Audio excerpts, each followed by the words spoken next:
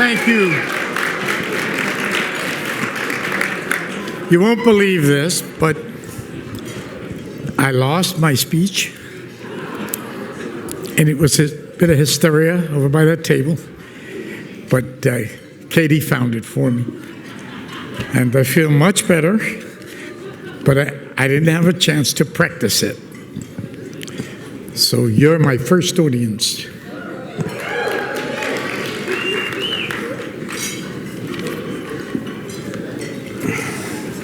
This will not take long, but this will, arranging these mics. This is probably going to take some time. Okay. All right. I am happy to be here tonight. I am, really, truly I am.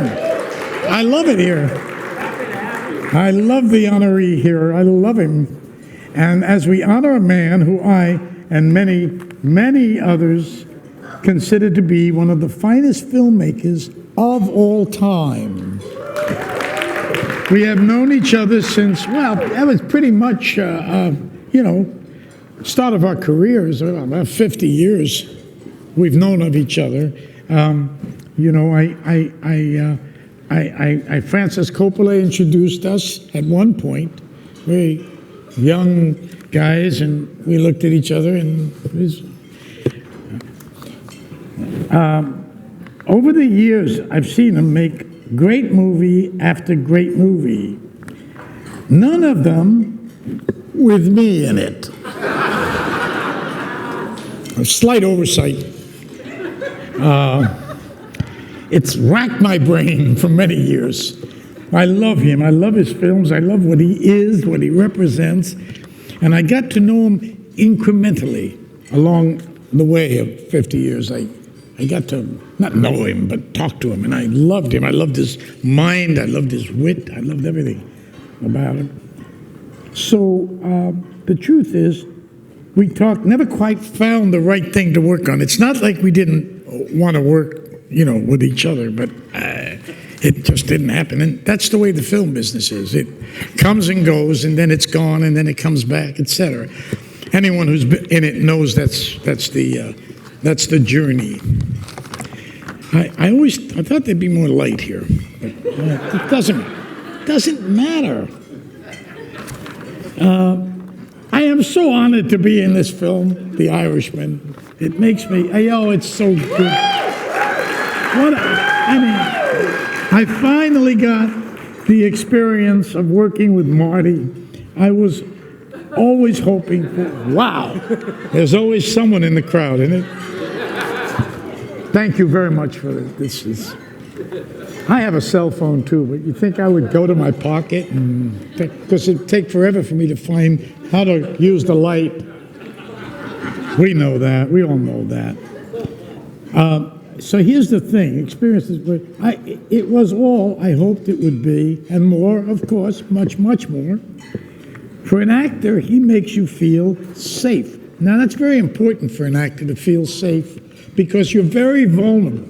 When you are performing, you're almost childlike. You get into certain states because you're exposing things in yourself, and you need someone there you can trust, because you experiment, you take chances, you go as far as you can go, you push things in different directions. He is so easy to trust because you know he's in control of his craft. You know it, and you also know my phone is ringing right now. You hear it?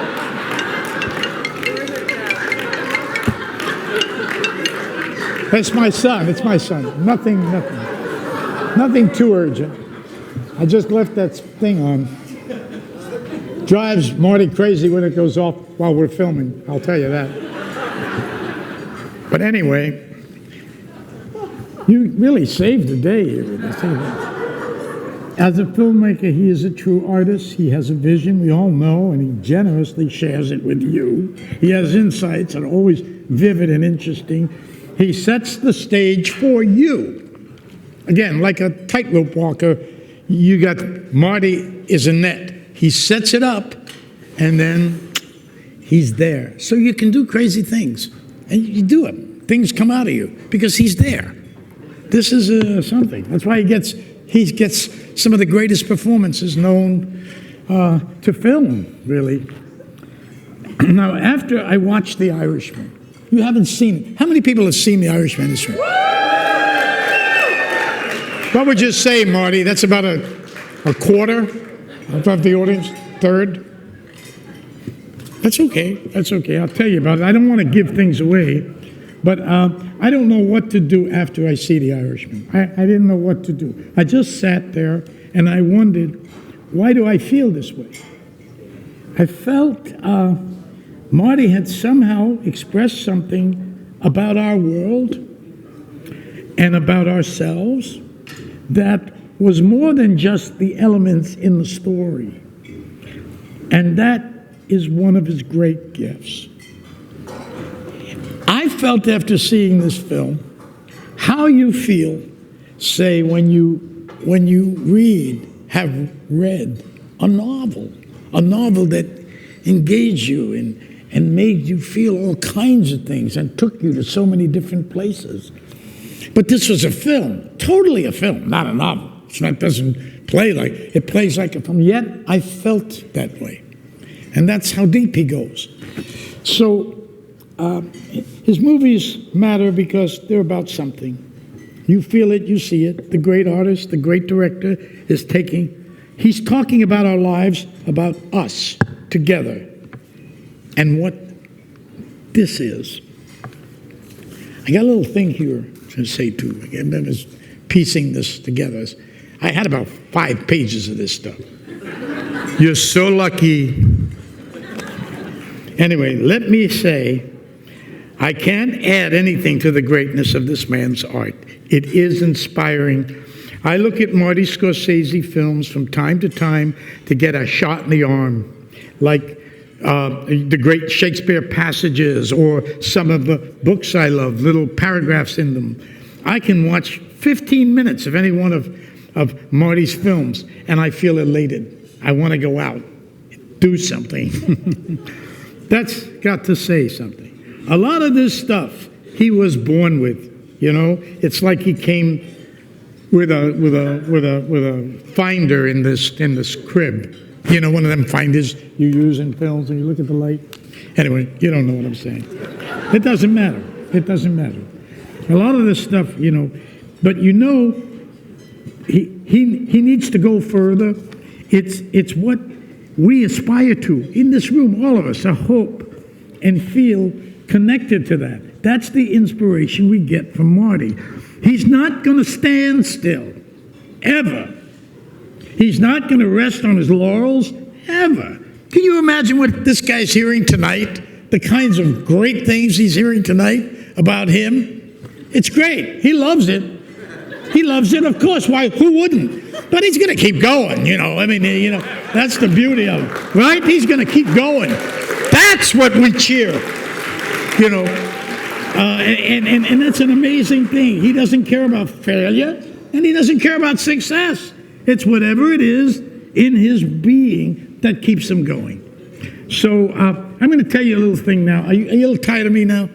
No. You want me to go on a little bit more, or you want me to?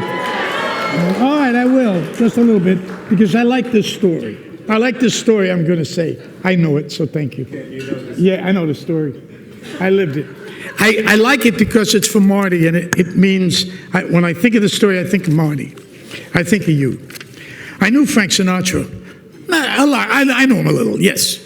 And I liked him a lot, and he would invite me to things, and he invited me to a concert of his at Carnegie Hall.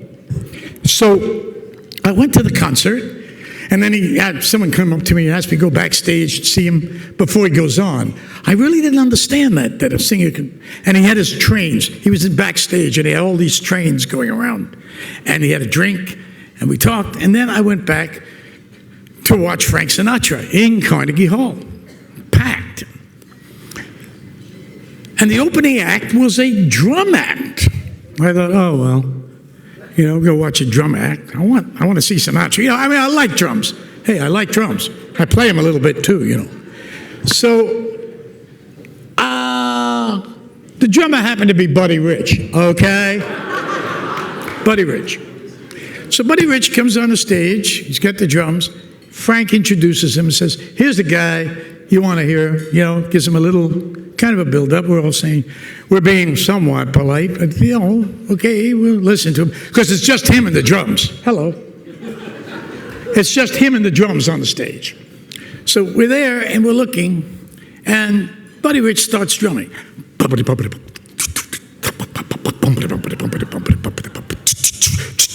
I'm sitting there, I'm thinking, okay, that's all right. He's a drummer, isn't he? Kind of cool. And he goes on, and after about 5 minutes of this, I look up and I say, did some drums come on the stage with him? Has he got more drums? Because it starts sounding like, and I'm thinking, what is this? And it's just building. And finally, it's like he's got an orchestra with him, but he doesn't. It's just him. And he's going and he's reaching places, and the audience and people are all getting, literally, we're excited. We're just excited. And we're going like this, and finally, he starts just hitting the cowbell. The cowbell on the drum. He does the cymbals. Right? He's doing this. They do the cowbell. And the audience is like this. And then he just goes, and all of a sudden he just takes his sticks up. He goes like this. And then he hits the sticks. And then he goes like this. What's up? Up. And then he goes like this. Silence. And the entire Carnegie Hall rises. Me included, and I don't usually stand up at crowds, And I'm up screaming at what this magician did. Frank Sinatra comes out, he looks at all of us, and he says, you see, 65, 68 years old. This is what happens when you stick at a thing. Get it? Marty Scorsese.